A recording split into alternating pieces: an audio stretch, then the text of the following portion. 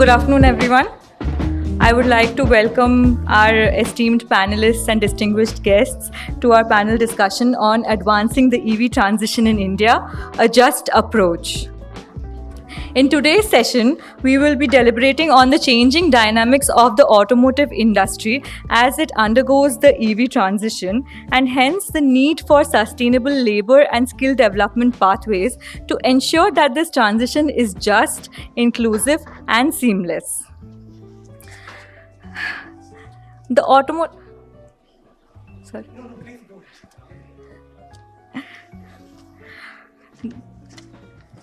So, I would like to invite Mr. Pavan Mulukutla, who is the Director Electric Mobility at WRI-India, for the welcome address.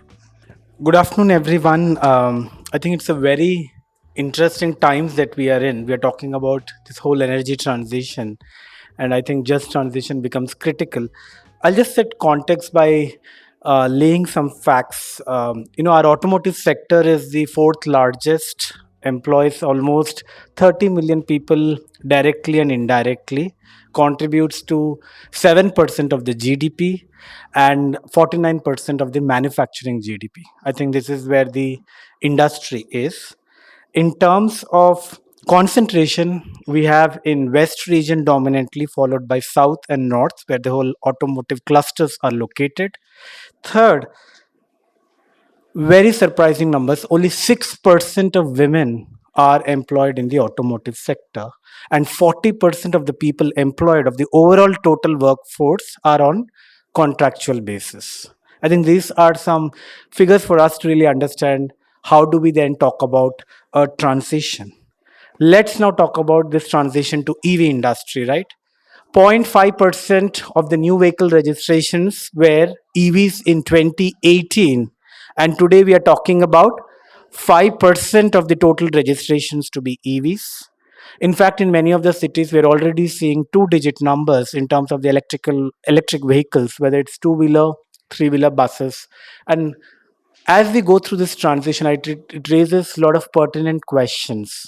How do we really address the female workforce issue and the participation of informal workers in this sector? In addition, I think we are seeing changes in technology in terms of how ICE differs from EV, and how it's also a moment to reflect back that is there a potential of new job creation that is happening. Typically, we have seen many of the people employed as drivers, mechanics, but is there an upskilling that is likely to occur with EVs? With this context, I think I will hand it over to the panel to really deliberate on some of these challenges, that how do we ensure that the transition is just, it's equitable? How do we ensure that we are able to integrate and increase the participation of females in this? How do we really ensure that the transition is not adversely impacting the informal workers? And as we do this transition, I think the framework at WRI, we have been doing a study on understanding this, where we have been talking to all the stakeholders across the value chain, that three things are going to happen: that there will be certain jobs that will continue, there will be certain jobs that will perish, and there will be certain jobs that will be newly created. I think we are seeing all these three things happening simultaneously. So what does this transition mean, not just for the formal workers but for also the informal workers? So with that, I think looking forward to an interesting discussion on this topic today. Thank you. I would now like to invite Shri Gaurav Joshi, Deputy Secretary, Ministry of Heavy Industries, for providing a brief outlook on the automotive industry's transition to electric vehicles. Sir, if you could please come up. Good afternoon. I think it seems to be a silent revolution like electric vehicles. Everybody is very silent. So once again, good afternoon. So basically, I am here to give you what Government of India, especially Ministry of Heavy Industry, what it is looking right now for the electric vehicle. As you know, the EV journey started somewhere in 2015. 2015 to 2018, we had a first FAME 1 scheme. Then 2019 till 2024, we have a FAME 2 scheme. And we already started discussion, taking inputs on FAME 3 scheme, which will take it forward. But what I would like to bring to these people who are sitting over here is that FAME is when we see electric vehicle, we see it as only a vehicle which is running on the roads, but it has a far more impact what we see than we imagine. We can see that it has entirely triggered our entire value chain of a business. If you see, a value chain of a business starts from the raw material till the end consumer. And if we see that the EV transition has made sure that we are going in right direction every day by day, month by month, and year by year. It has an impact on 2070 goal, because when Prime Minister Modi gave a Panchamrit, that we decided that we will have a 2070 as a net zero. And when we want to reach that net zero, we need to ensure that our previous targets are also matched in such a way that we go to the net zero by 2030. 30% vehicles should be electric which are running on the road. And major contribution comes from the transport sector. Somewhere around, it contributes around 14 to 18% depending on the what kind of formula you use, but it has a significant contribution in GHG emission. We see that FAME 2 started focusing more on electric two-wheeler, three-wheeler, four-wheeler, buses, and also the charging infrastructure, because the range anxiety is the major problem. If somebody goes and try to buy an electric vehicle, he has a feeling, or she has a feeling, whether I will get a chance to refill it, whether I will get a charging station somewhere so that I don't have to wait. And we see that this has created an ecosystem of skilling everywhere. Means it is not in the industry. Our industry is getting reskilled. It also has an impact also on the academia, because new technology has also, because so far ICE vehicles were taking the prominent stage in on the road. But issue is that whether our student, whether our professors, whether our industry, whether our CEOs, everybody is in sync, whether we need to go there and whether we have a skills to do it. If an electric vehicle is running, it has also a software. It means that it is not just about the parts which are the mechanical, it also needs to have an ecosystem of software where your entire software redesign has to happen. And we see that because of that, we are getting new opportunity. The data center is coming into the India. So it has a wide range of array, not just about a person who is servicing your car or who is going to service your electric vehicle. It is also about the far more impact that we are trying to create. Lithium, we are talking about, we have found the lithium reserves. It means that we need to find a way how we can speed up. So in short, what I would like to say is that government is committed bringing the electric vehicle.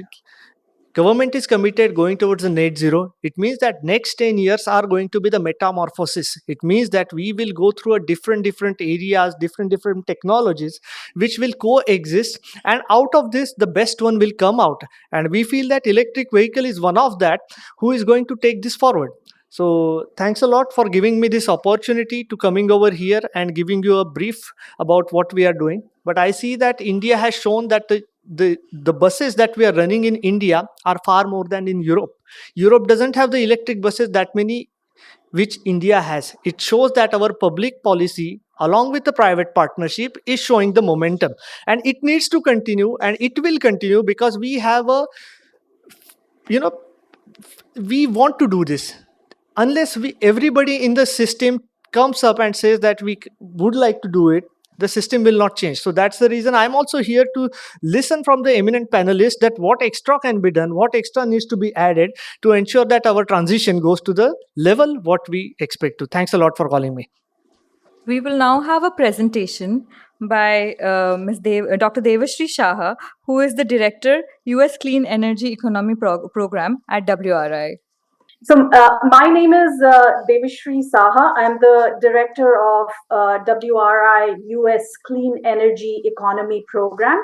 And my work focuses on people-centric transition, meaning how do we include considerations of just transition, equity, and environmental justice into the energy transition.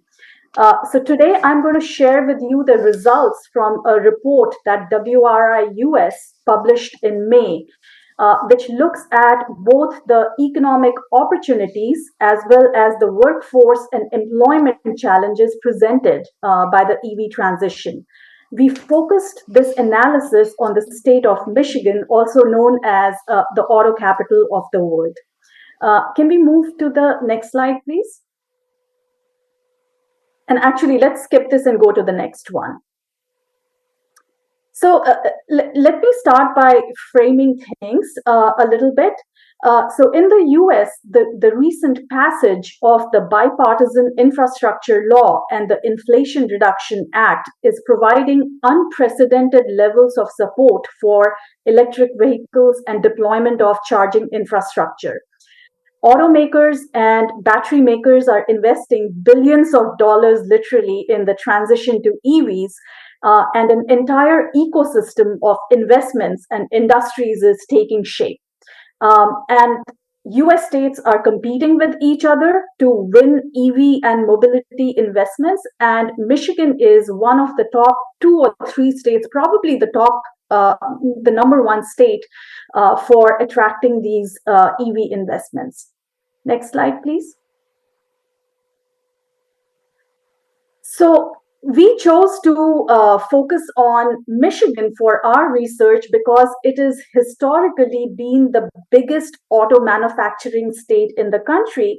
So it is going to be most affected by the EV transition, and lessons in Michigan can translate to other states in the United States as well as to other parts of the world like India. Next slide, please.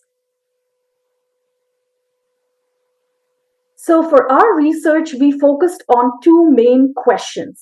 What are the new opportunities for quality job creation and economic growth for Michigan arising from the EV transition? And how can Michigan mitigate workforce and community level challenges to ensure an equitable EV transition that leaves no one behind? And to do this, we relied on a combination of economic modeling and stakeholder consultations to answer these 2 questions. Let's move on to the next slide. So in the next few slides, I'm going to walk you through some high-level findings from our economic modeling. Next slide. So we modeled an ambitious all-electric by 2033 scenario. So we modeled domestic light-duty vehicle sales from 2024 to 2040, where EV sales reach 62% of the market by 2030 and 100% by 2033. So this is a US target, which is consistent with what it takes for the world to reach net zero by 2050. And this is a pretty ambitious scenario representing what we need to do and not where the US currently is. Next slide, please. And let me quickly run through some of the key assumptions we made for our modeling. In other words, what are the main things that could affect the number of EV jobs, EV manufacturing jobs created? So we assumed that EV manufacturing, excluding battery manufacturing, requires 30% less labor than combustion engine vehicles.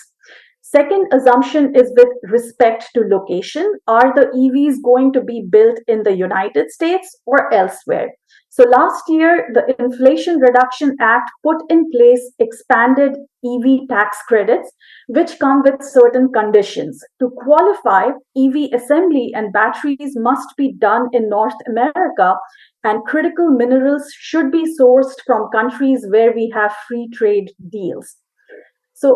And then finally, we made assumptions about Michigan's ability to compete with other US states. We modeled a high competitiveness case where Michigan is able to position itself as a leader in the EV transition, and its market share of domestic vehicle manufacturing grows from today's 20% to 25% by 2030, and its share of domestic battery manufacturing grows from current 10% to 15%.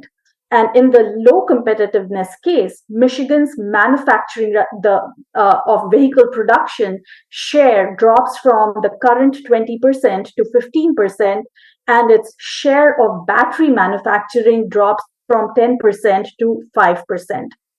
And the other thing I would like to mention, which is not reflected in this slide, is that we looked at employment impacts in other segments of the auto value chain, including the build out and maintenance of EV charging infrastructure, electricity purchase to fuel EVs, and what consumers do with the money they save from owning an electric vehicle. Next slide, please. So in our high competitiveness case, we see that Michigan adds a total of 56,000 jobs from auto manufacturing alone in 2030 and 41,000 jobs by 2040. Majority of these jobs are in battery manufacturing, underscoring the importance of this segment of the EV value chain in job creation and also ensuring that jobs created are quality jobs. And the impacts on manufacturing occur quickly over the course of this decade. This emphasizes the near-term importance of worker retraining efforts. EVs have new elements and production processes, and whether workers who manufacture combustion engine vehicles and parts are able to transition to EV manufacturing roles will depend on aligning the training timelines with growing demand for EV production.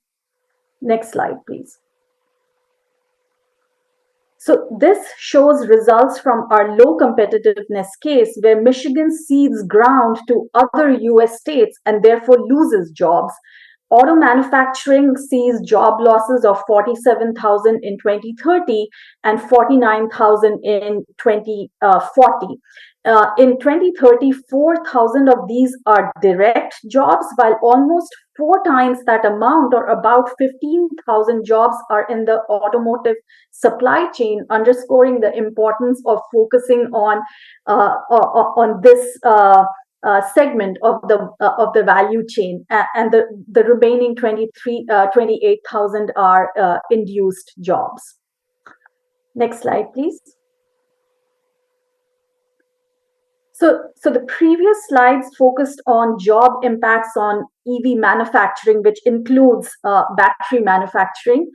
We also looked at other segments of the auto value chain, and as you can expect, the employment impacts can either be positive or negative depending on the segment. So let's take a look at the positive side of the ledger first. The installation and operation of new public as well as at-home EV chargers supports an estimated 7,500 jobs in 2040. Then second, the net savings from EV ownership due to electricity being cheaper than gas and consumers spending less money on repair and maintenance, that impact grows larger over time as more people adopt EVs, and they support nearly 27,000 jobs by 2040. In the utility sector, electricity purchases also create jobs, and especially if Michigan is able to increase its renewable energy capacity from today's 12% to 80% in 2040, it would create an average of nearly 8,000 construction jobs per year just to supply electricity to electric vehicles. On the negative side, we see significant drops in employment related to gasoline stations, auto maintenance and repair shops, and auto financing, where the assumption is that as EVs get cheaper, they require less financing and less economic impact. Let's move to the next slide. So the last 3 slides are about the policy recommendations we have proposed in our report. The recommendations were targeted towards Michigan state legislature, the governor's office, and various Michigan agencies, including its labor, energy and environment, and economic development agencies. Next slide, please. So our first policy bucket is related to how can Michigan improve its innovation, manufacturing, and infrastructure ecosystem such that it can create EV-related investments and talent.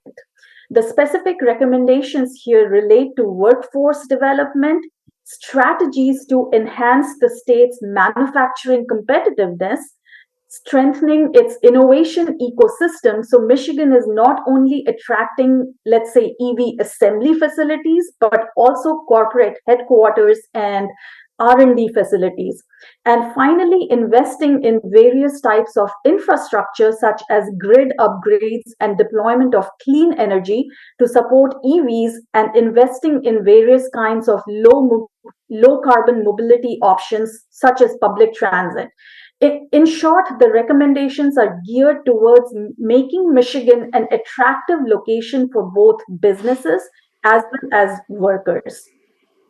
Next slide, please. The second set of policy recommendations are related to providing worker and community support. In our report, we lay out several options for creating quality job offering, decent wages, security, and opportunity to grow in the state's growing EV industry, while also ensuring that long-time auto workers and auto manufacturing communities are not left behind. So we propose the creation of a transition support fund for workers and communities impacted by the EV transition, working with employers to create plans to provide fair early retirement packages for workers involved in ICE vehicle manufacturing, strengthening the state's prevailing wages, disincentivizing the use of temporary worker contracts, which is very prevalent in a number of states here, and finally making sure that EV investments and facilities benefit local communities where these projects are being sited, and they do not add to their existing pollution burden. Sort of looking at the environmental justice impact of locating these facilities. Next slide, please. And the last bucket is all about spurring EV and charging infrastructure deployment and doing that in an equitable manner. I showed earlier that there's a lot of consumer savings and benefits associated with EV adoption, which creates further opportunity for economic growth and creating jobs. So EV adoption becomes a crucial thing to focus on. And in this set of policy recommendations, we talked about Michigan considering adopting California's motor vehicle emission standards, or adopting a clean fuel standard, providing financial incentives to purchase or lease new or used EVs, and encouraging and approving utility electrification programs that incentivize charging infrastructure purchase, installation, and maintenance and operation. So those are, the policy recommendations grouped into those three buckets.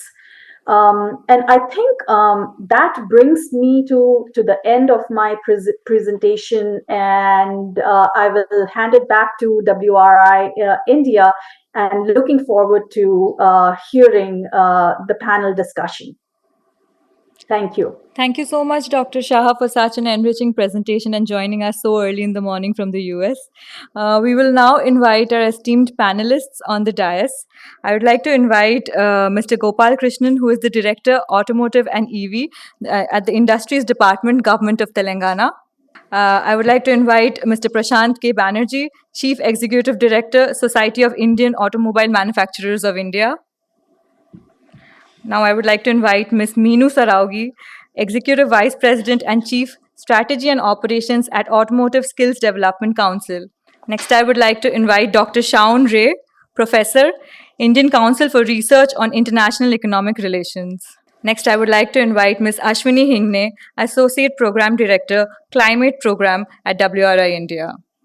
We will also be joined by Mr. Kuhan Madan, Policy Specialist, Guidance Tamil Nadu online, and also Dr. Devashri Shah, Director, US Clean Energy Program at WRI online.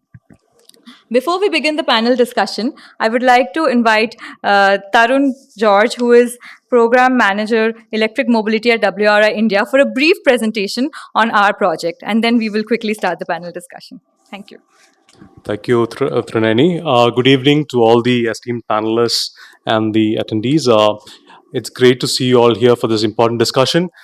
First off, let me congratulate Ms. Devashri for this wonderful presentation, the work that's done for Michigan. It's heartening to see with the enabling policies and supportive policies and programs how we can sort of positively impact the automotive manufacturing jobs. So the in the next few minutes, what I will do is sort of take you through the work that WRI India has been doing in the just transition in the EV space with the support of India Climate Collaborative, which will sort of help us set the context for this moderated panel discussion. So I'll not take much time on this. I mean, so Pavan had actually mentioned about the importance of the automotive industry in India, and we have about more than 30 million employees employed in the sector. In terms of the distribution of workforce, we see that in the downstream side, we have it contributes to about 85% of the entire workforce, out of which the road transport sector contributes to about 70% of the overall downstream side workforce. The upstream side contributes to about 2.5 million employees, which is about 15% of the total. And just the auto components and the OEMs contribute to 50% of the overall upstream workforce.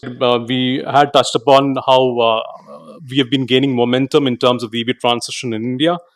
So with this transition, it'll also lead to a labor transition, right? I mean, so with this, the EV related value chain will bring in a host of newer participants, as Mr. Joshi had mentioned, mainly parts of the value chain that which will be sort of related to the components manufacturing, and at the same time there'll be some critical components in the ICEV value chain also that will become redundant over time. So there'll be emerging areas for job gains. There'll be areas where we will have job losses too.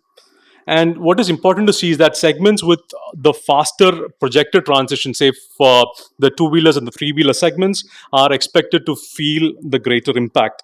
So this will require considerable skilling, reskilling, and upskilling.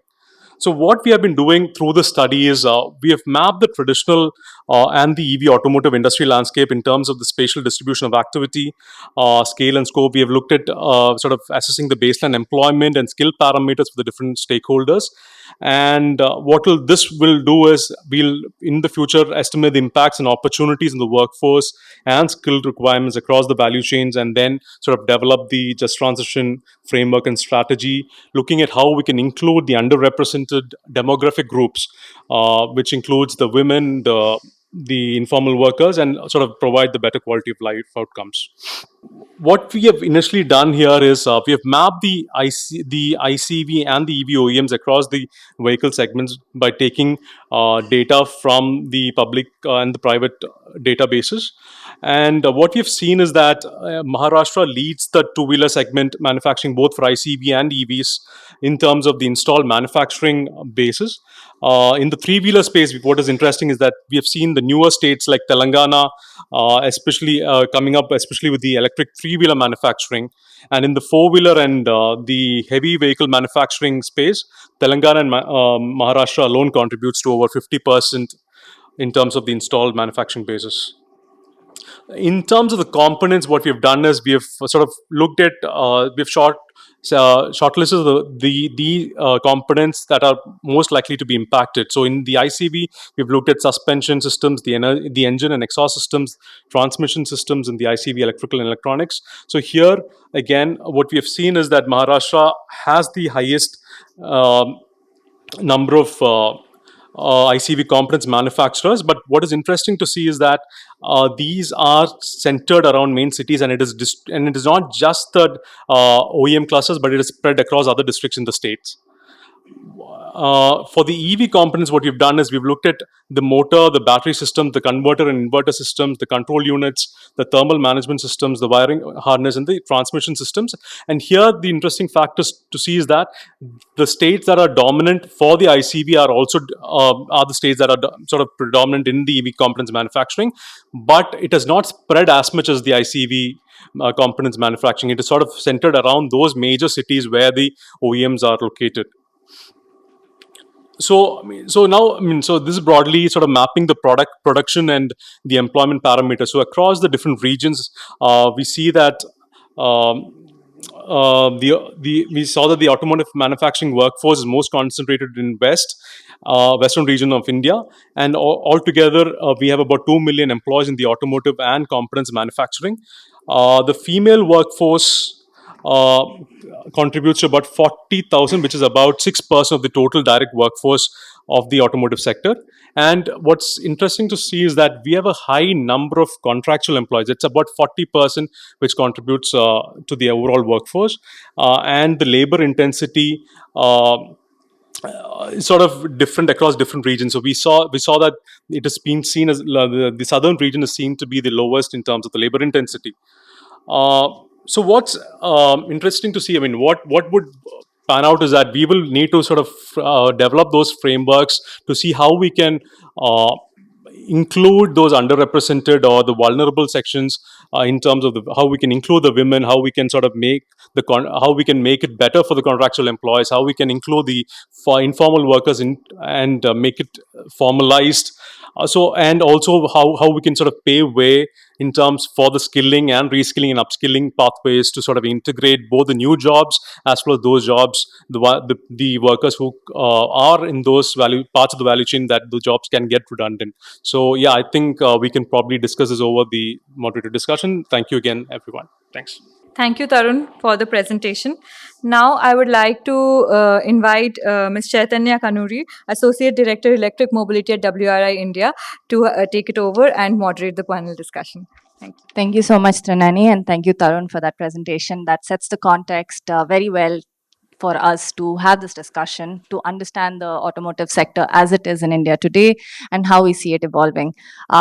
Just before launching into the discussion, where I would love to hear from our very varied group of panelists who vary across both government and industry as well as academia.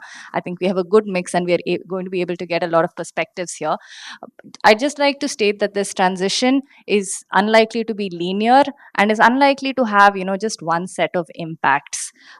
We find, of course, that in the downstream segment where a lot of the jobs are concentrated, there is not going to be much loss per se, but a lot of reskilling and upskilling required just for a lot of the new job areas like EV servicing and charging infrastructure operations that might come up. In the upstream regions, we might see that yes, there is some contraction in the labor workforce requirements, but this is going to be over an extended period of time. Even as we see the EV market grow, I think it is very, very clear that the ICEV market is also going to continue to grow for some time, given that the Indian vehicular ecosystem today is not very saturated and vehicle ownership rates continue to grow. We're not going to see that ICEV sales are going to contract any day soon. So this is also something for us to keep in mind. And while we do want to promote a sustainable transition, which also has a large component of shared mobility, the reality is that there will be increasing vehicle ownership to some extent into the near future. So with this perspective, it's not, yes, there might be contractions over a longer period of time, but then there's also adjacencies that we heard about this morning in another discussion where people can move to other sectors if the transition is well planned, and given the time we have, we can, I think, actually start leveraging that advantage. So with that, I'd like to just jump right into the discussion. I'll start with Gopal Krishnan, who is representing the government of Telangana. Telangana has actually been a very ambitious and aggressive entrant into the automotive industry with the EV transition. They've actually leveraged the upcoming transition to build an automotive base where there previously was not a big one. So given that, what are the key areas of opportunity you see coming up in the state due to the development of the mobility sector and the mobility cluster that government of Telangana is focusing on? And do you see job opportunities coming up with this development? And are there any dedicated skilling initiatives that you're also undertaking to support this? So, like Chaitanya rightly said, Telangana has not been an age-old IC engine or IC vehicle manufacturing state. But we jumped the EV bandwagon 4 or 5 years back. We were the first state to draft a very detailed policy, a comprehensive one. And I think one of the first 3 states to launch it in 2020 September. Recently, in February this year, during the Hyderabad e-mobility week, which we celebrated commemorating with the the 2-day Formula E race. So we had another announcement that we did during that time, and that was the Telangana Mobility Valley. So I'm not sure if you all have heard of it. So I'll just talk 2 minutes about it. So this is going to be a cluster of 4 or 5 different zones. One of which is going to be the skilling one. One is manufacturing. One is on the innovation side for startups. One is going to be a prototyping center, and one is going to be an experience zone. So under the skilling umbrella, we are having a lot of COEs, centers of excellences, and a kind of an academy in the automotive space. And this particular COE, what we tried to do is, since this is going to be a new mobility kind of a cluster, we identified what are the new age skills that would be required by workers, or not just the lower skill but also advanced skill segment. And then we tried to understand if the industry is ready to work with academia, like exactly what WRI did here. We have government, we have academia, we have industry representation here. We did the same thing, and uh, there were few companies like ZF or Bosch or Stellantis. They were interested in some of these new age technologies and technical skills, and imparting this to few of these new players, or to improve the talent pool. So they agreed to work with academia. So we have triple IT Hyderabad, we have IIT, we have BITS Hyderabad, and many more such colleges, tier 1 and tier 2 colleges, who are very keen to open their own COEs. So what we did is, we kind of did that discussion between industry and academia, and now we have 5 COEs already running. 2 of that have already been announced, and 3 more will be announced in the next few months. So the ones that have been announced are between BITS Hyderabad and Bosch, and BITS Hyderabad, and again with Mobis. So Mobis is going to do what they are good at Hyderabad. Their operations in Hyderabad is basically development of modules, etc. So that is going to be the COE topic focused on it. And for Bosch, it's going to be on the automotive cybersecurity. So similarly, at the lower skill segment, there are companies like Mahindra who've been working out of Hyderabad for the last 12 years. So it was an Alvin Nissan plant that they took over in 2012 or so. So they've been there for 10 to 12 years now. They've created their own supplier valley, their own places to stay for the workers, etc.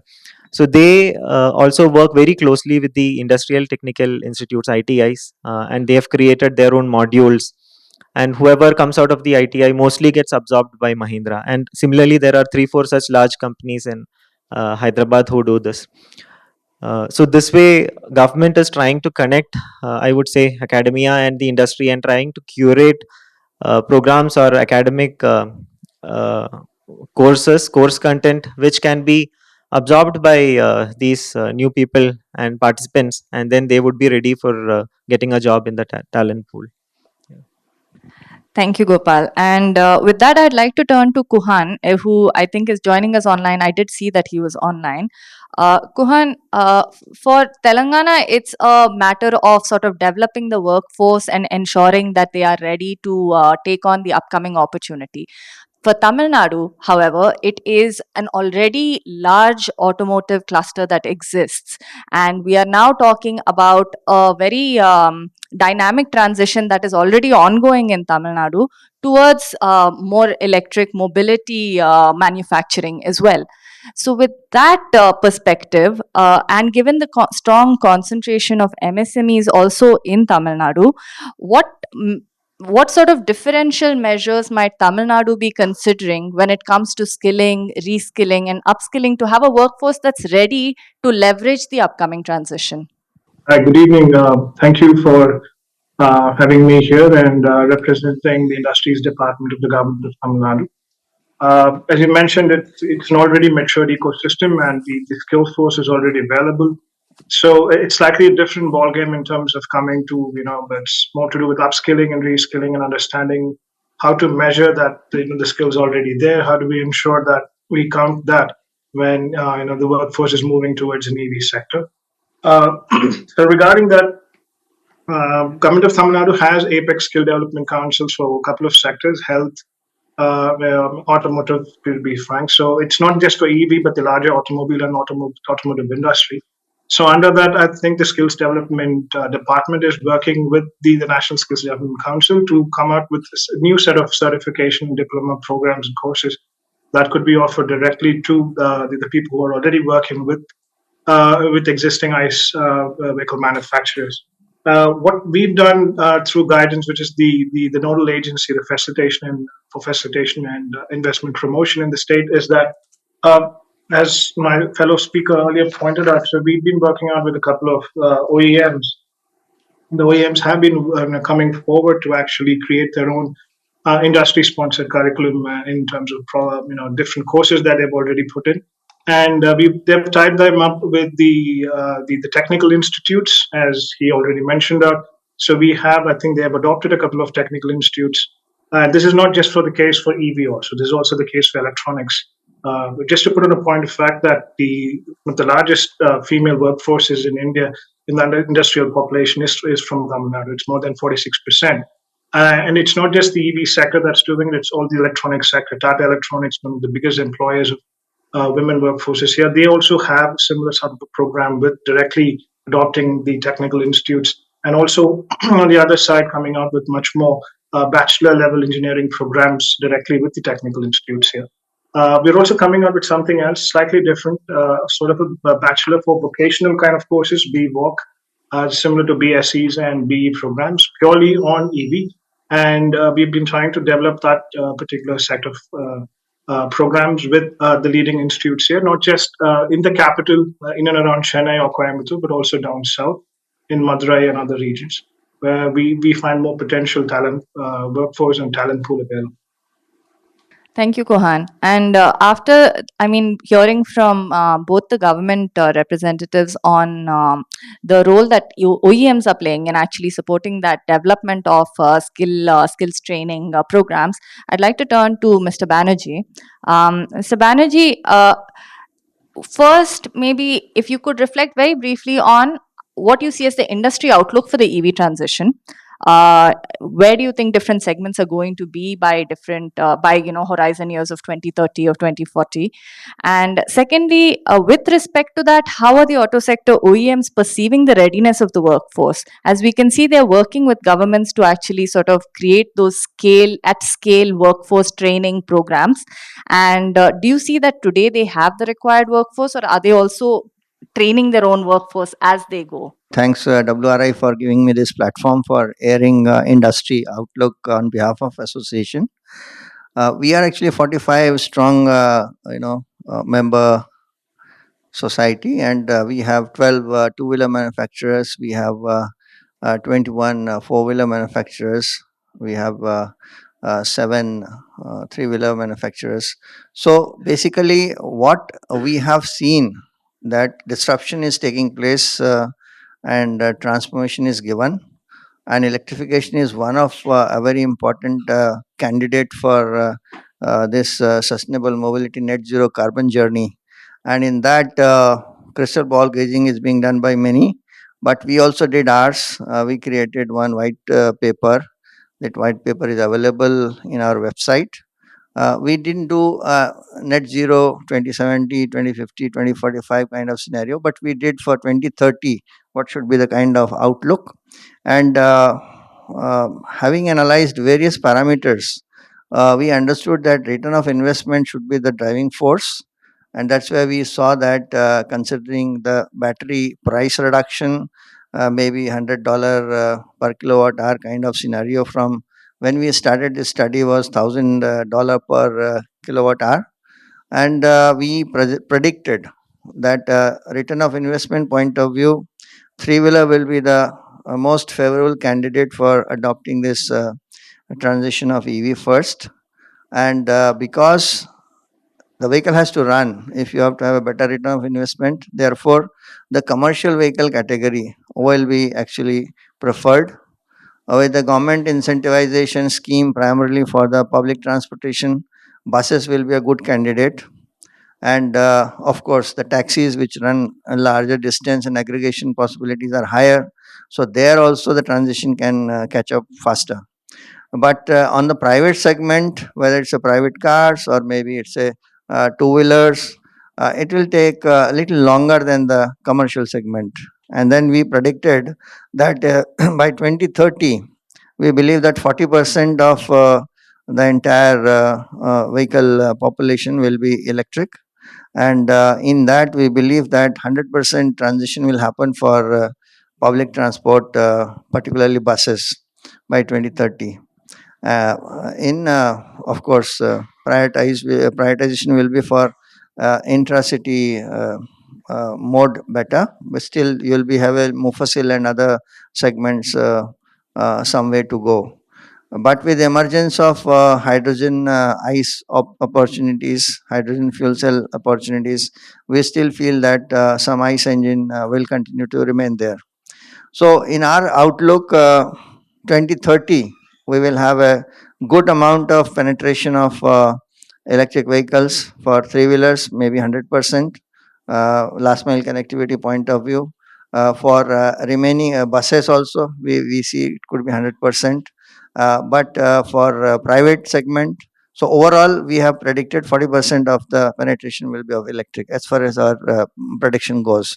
And we are looking that the way the numbers are looking today we have 6% maximum for this two-wheelers, including the non-SAM members if you include, and also other segment, the way it is panning out with the FAME scheme 3 is being in the horizon, and PLI scheme related benefits are being talked about. So we believe that our number predictions are going pretty close, and we are looking ourselves as a good predictor of the future as far as the EV transition goes. So this is the first part of your question. The second part, as regards the reskilling, skilling, upskilling, maybe de-skilling also sometime. So this transition has to happen. And for that, if you look at from cradle to grave scenario, right from the design state, when you conceptualize a vehicle, how you conceptualize, and then you create a prototyping with the digitization happening, is what we call front loading. So because the going to market, this turnaround time has to be very, very quick, because you need to be competitive all the time. You should remain competitive. Because of that, digitization is happening. So no longer you have prototype building concepts. Everything is up, front loading is done. You have to have everything conceptualized on the simulation mode, digitized mode, and then you have to do the testing also. Testing, simulation, validation, certification, everything has to happen on the digital mode. And therefore, there requires the real newly skilled manpower. If you really want to make the difference, make your organization succeed in the competitive world. So it starts from the colleges, curriculums. So I am in some of the engineering colleges management board. We understand that it's a very interesting chicken egg story. If you offer a very specialized course, perhaps when the interviews happen in between, that particular specialized course candidate will not get job. So generally there was a tendency have a very journalistic approach, get into some job and then move along. But now it's given, looking at the possibilities and opportunities which we have across.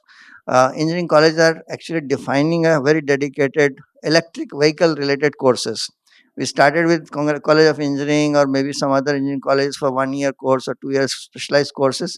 But now there is in BTech level also, there is a very specialized courses are coming up on EV centric courses. So at that stage, when we have a available manpower, then obviously OEMs are interested to pick up such skilled manpower for their design, development, certification, validation, testing work. But I will divide these three things, this entire journey of cradle to grave, into three parts. One is product creation, another is product manufacturing, and then last one is post-sale product service. In all these three segments, you have to have a very, very different set of skill required. And looking at the synergy, looking at the resource management, most of the companies, be it Tata, be it Ashok Leyland, be it Mahindra, you have seen they have created separate vertical. So Tata has separated its passenger vertical into a EV. Similarly, Switch Mobility has come for Ashok Leyland. Similarly, Mahindra has tried both the options. They created Mahindra Electric. Now they are merging it. They are creating separate. So this kind of churn will continue to go until that time that you arrive at the bottom of the energy point. So I believe that it's a very interesting phase we are in, and every kind of innovative skill set development approaches are being worked upon, and it's anybody's guess that which will be the eventual the success formula for this journey. But we have to go through this churn. Thank you. Thank you so much. Thank you so much, Mr. Banerjee. And coming to Meenu, ASDC is, of course, the premier sort of skill development council for the automotive sector. Works closely with SIAM and ACMA and the other industry bodies as well. What has been your understanding of the requirements coming in from the EV transition? Because you are at the forefront of this and in discussion with these industry players as well. In fact, Mr. Banerjee has already set the context for us, SIAM being the promoting body for ASTC. So as he rightly said, actually there are three portions of it, which is R&D and the designing and this after sales, manufacturing, and then the after sales part of it. So in fact, ASDC now has already created around more than 10 courses on these three parts, and we have started training on these parts, and definitely industry is supporting this. So if I talk about, yes, there will be fresh skilling, but a lot of reskilling and upskilling is needed in terms of when we talk about electric vehicle. So on the fresh skilling part also, and if I talk about the upskilling part, where I'll start with the after sales part of it, where the lot of independent market technician, which is a major chunk for the after sales area. A lot of trainings are happening, upskilling is happening for the existing IC engine technicians, where we are supported by industry. If I talk about, it can be Toyota, MG Motors, and many others. In fact, the you can say organization called RTI, which is a UK based organization, GIZ, which is a German federal agency. So these are all supporting us in these skilling initiatives. So we are doing a very good project at the moment in Orissa, where we are upskilling around 3,000 existing IC technicians to electric vehicle. So these are few of them. We have also done training in Andhra Pradesh, Maharashtra. And coming to the inclusion part of it, which we were talking about, so I'll just like to highlight, we have actually done trainings in Andhra Pradesh, where we have trained on electric vehicle service technicians and charging operators, wherein more than 30% were female candidates.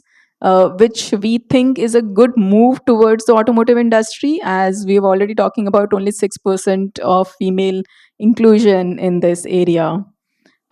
Just one point on the public transportation, what we were talking about. So, majorly taking electric bus as a part of it. So, we are also doing a very good program on electric bus fire safety, where we also talk about safety when it comes to electric vehicle. So this is not only the ground level staff, it is also to the middle management, the top management for these electric bus operators. So where this also contains a safety part, which we also talk about when we talk about electric vehicles. So coming to these, there are definitely other programs also which we are running on, and I'll definitely talk about it maybe in the later part of. Thank you. Thank you. Thank you so much, Meenu. And coming to Sean, Sean, from your experience with sort of the industrial ecosystem across different sectors, I'd like to understand the industry associations sort of refer to two different types of skilling, right? There's the upstream skilling, not upstream, but we're talking about the high level skilling that goes into the R&D and value addition. So increasing the value addition of the auto sector in India and using that to sort of jumpstart India's pace as a global leader. And then, of course, the second one is India being an optimal hub for very affordable manufacturing. We've all heard about Tesla also looking at now setting up another plant here, which could also serve the Asia Pacific, and actually releasing a low cost EV. I don't know how true that is; it's just come, but so there are two different approaches here, and I'd like to hear your reflections on what it means for the workforce and for the training requirements for us to cater to these two different sort of ambitions. Thank you, Chaitanya and WRI for the invitation. So, the question is a very interesting one, and I'll start from Tarun's presentation because he's given the value chain, and I think we need to understand it in terms of the value chain. The main thing is that we know that there are similarities between the there are some components which are similar to the ICE and the EV vehicle. So that the problem is not with those jobs. There are new jobs that will be created because there are some parts in the EV that are new, and mostly those are till you are actually manufacturing it, you are assembling it, which means that lots of electrical engineers, etc. But the more important part is that when you start manufacturing it and you are doing the R&D, you're focusing on the higher end or the skill premium, so to speak. But then there is the other aspect of it. Basically, the jobs that are going to be required or to be done, say not only in terms of battery maintenance, but there will be things like even end of life of batteries, and there'll be many jobs, in fact, that will be created there. And the skill set that is required in each of these cases are not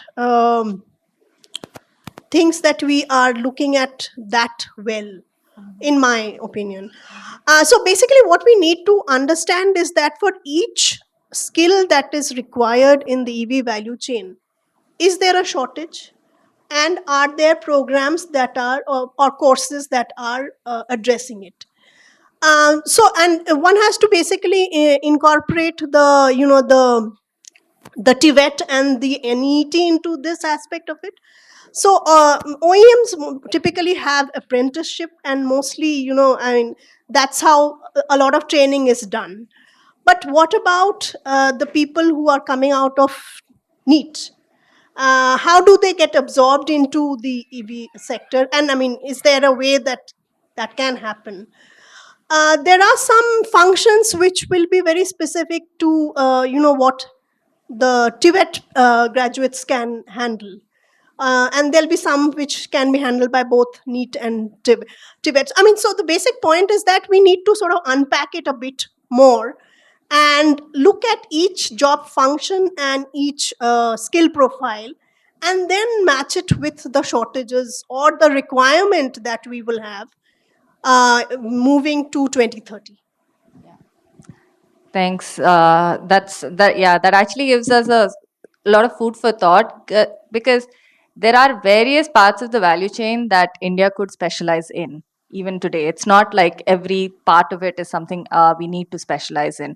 But when we are developing programs, maybe to specialize on a specific part of the value chain, are we also thinking through the workforce requirements and readiness and getting that in place so that we actually can be a leader along certain components?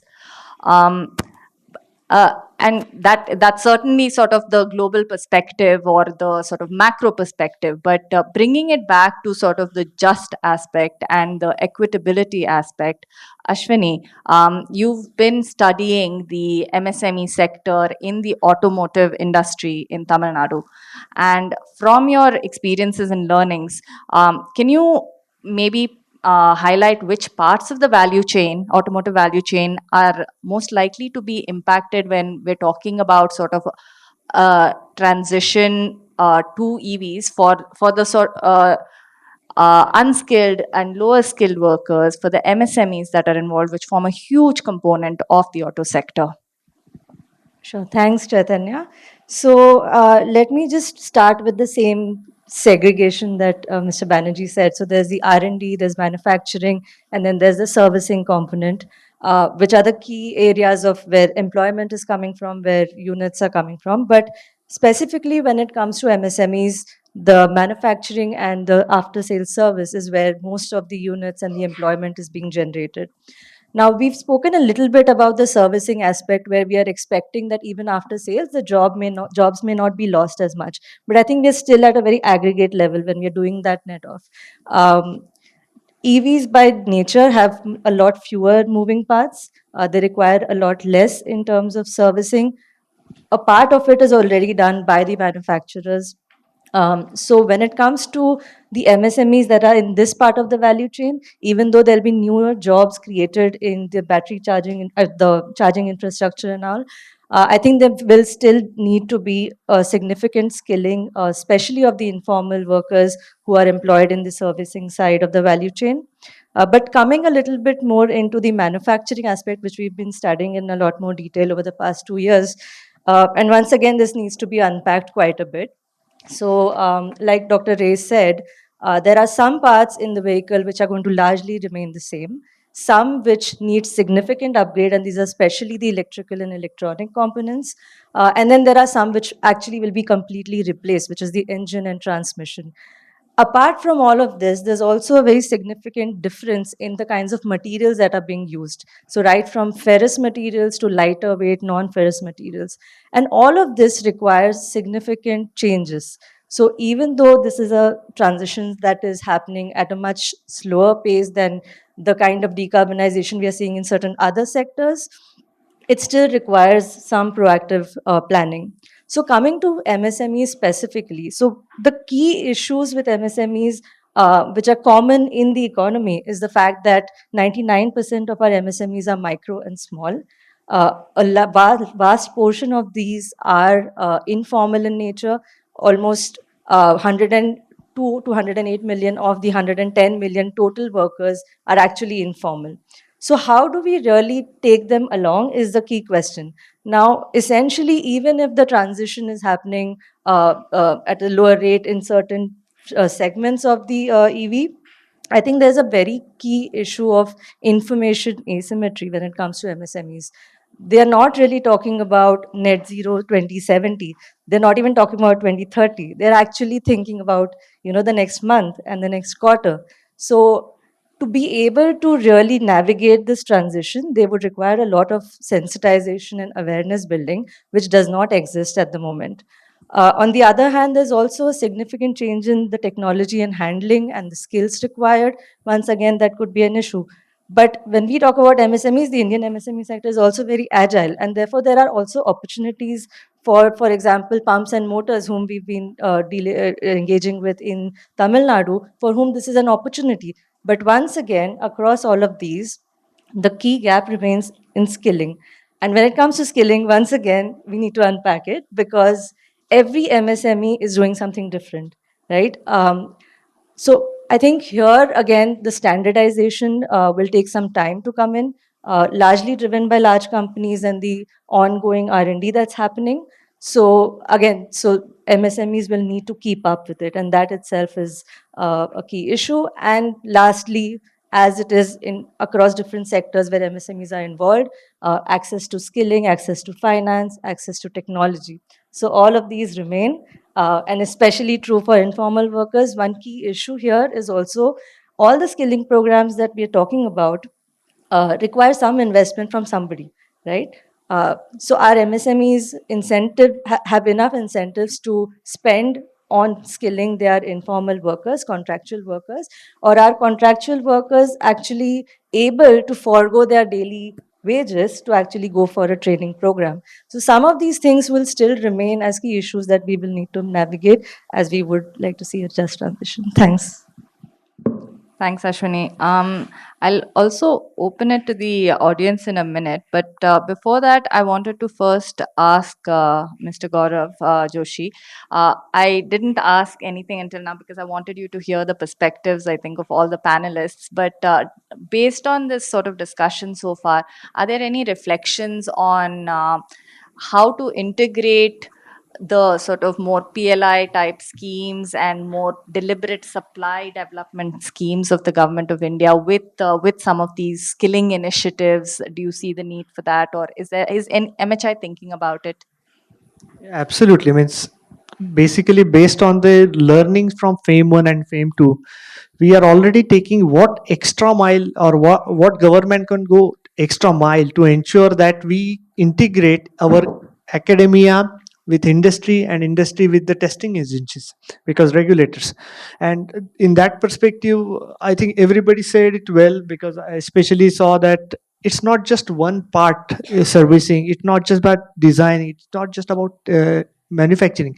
We see that FAME 2 scheme has made sure that the new companies like MSMEs, that some of the leading manufacturers right now, they are the new age manufacturers. They entered, they saw, and traditionally we had been more labor focused, that we bring the parts, convert them and give it back as a value chain. But now we are focusing more towards what extra can be done, what kind of electric vehicle it will require, what kind of technology that business to business transaction will. So it had changed our mindset completely. Like COVID helped us to go digital. Earlier we were very difficult to do this kind of hybrid meetings, but after COVID it's so easy. And that's the similar role that electric vehicle has played to change our mindset and do something different, not just for the individual but also for the manufacturers. And that is also coming in our students, that every day we see that whenever there is a conference, we have some students programs that who did best in robotics, who did best in the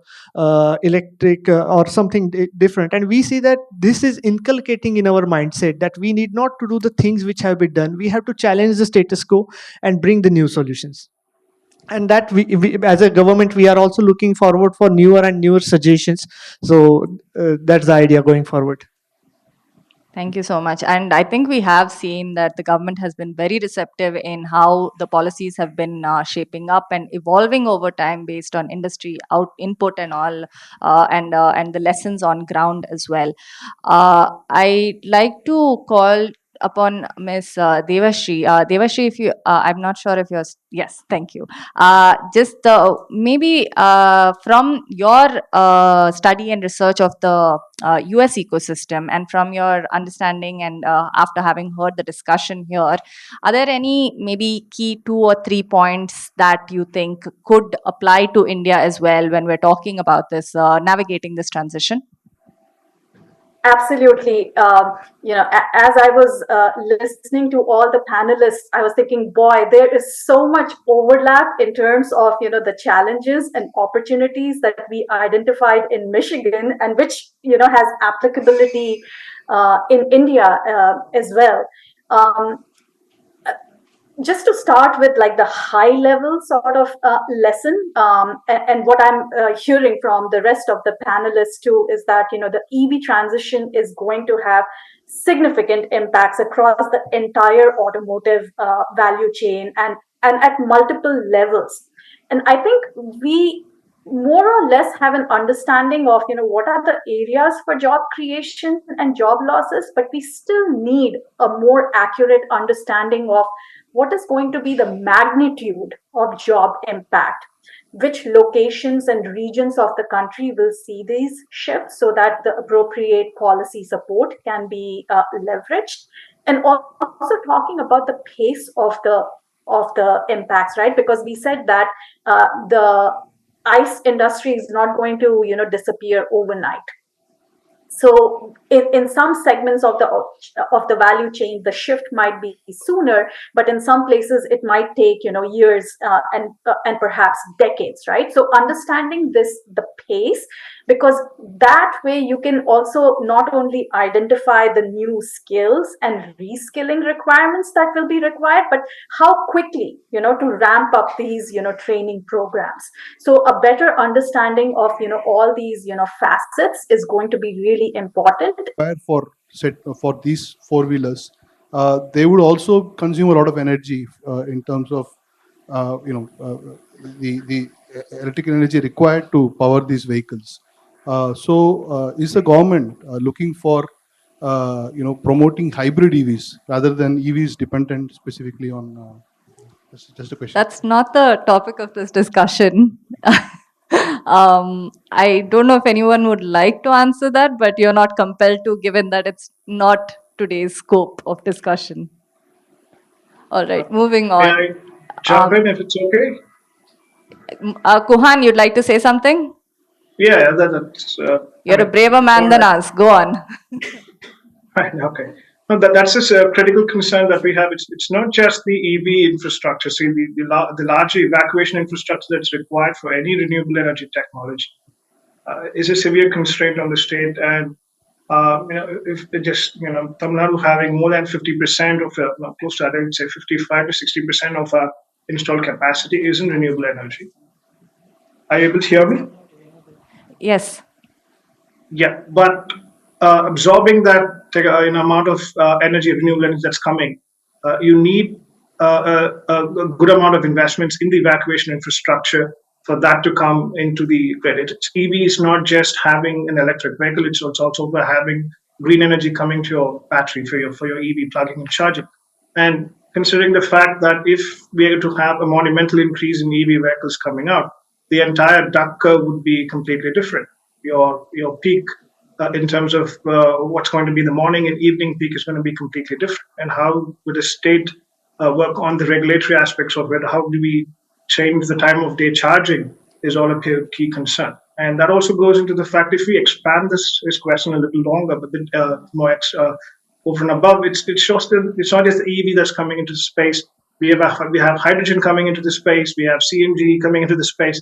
There's so many different options coming in. It's not just the EV. So from a larger perspective, if you're looking from a statewide entity for trucking and say certain other bits, it's not just EV. We might look at hydrogen or ammonia or whatever that's coming forward. So it's a mix and match of so many different options coming in, and it's barging into India all of a sudden because we are now in that particular transition phase where we can absorb and imitate what others have done very quickly going forward.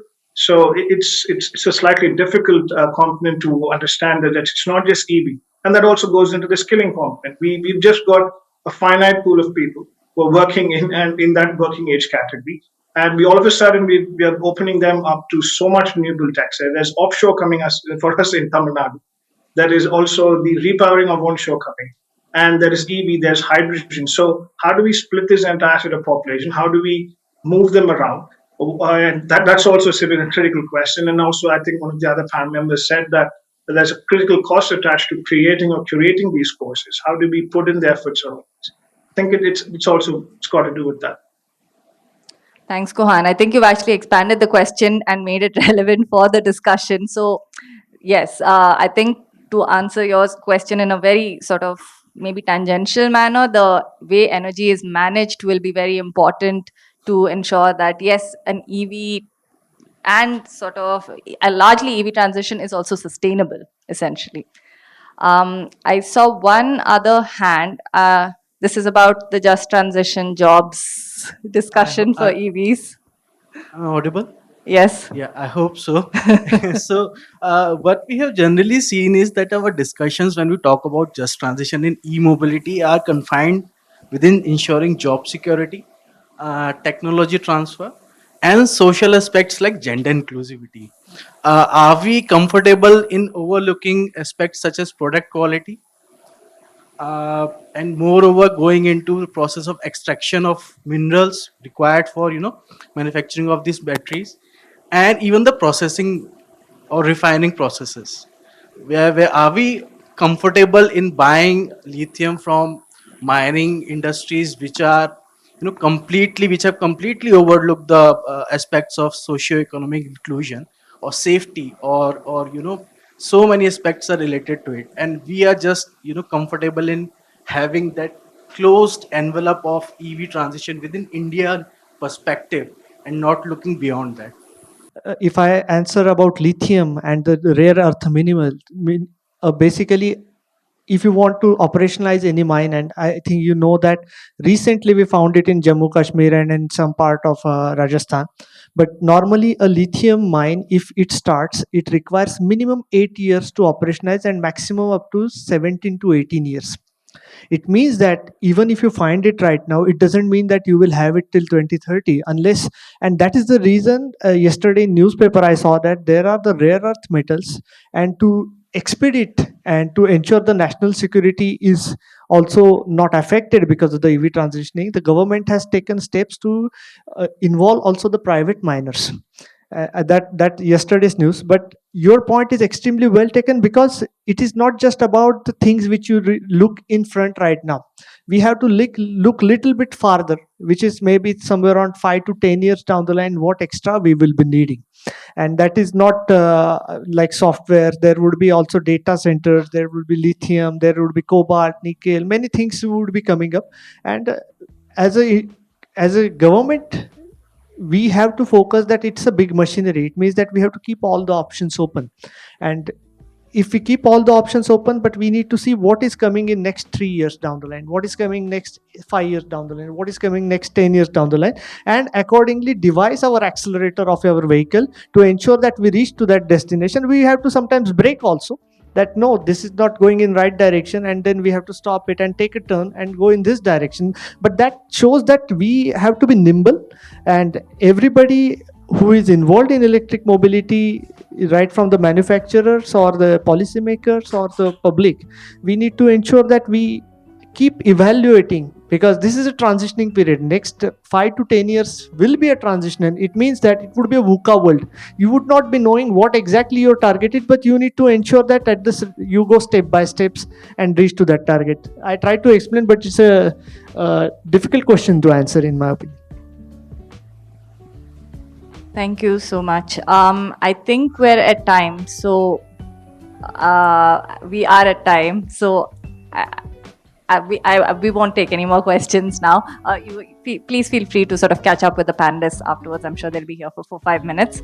But thank you all so much for being a great audience, and thank you so much to the speakers for a very thoughtful discussion on an emerging transition and how we're feeling our way through it. And yes, there are a lot of aspects that we still need to consider, and hopefully this sort of focus on ensuring an socially equitable transition along with an economically vibrant and environmentally sustainable one is something that we are increasingly looking at. And I think not just academia, but industry from the ESG lens and the growing sort of green finance requirements and the reporting requirements that companies are coming up with, we do see that there is a general trend towards environmental sustainability alongside economic growth. And so thank you, and we look forward to more discussions on this topic in the future.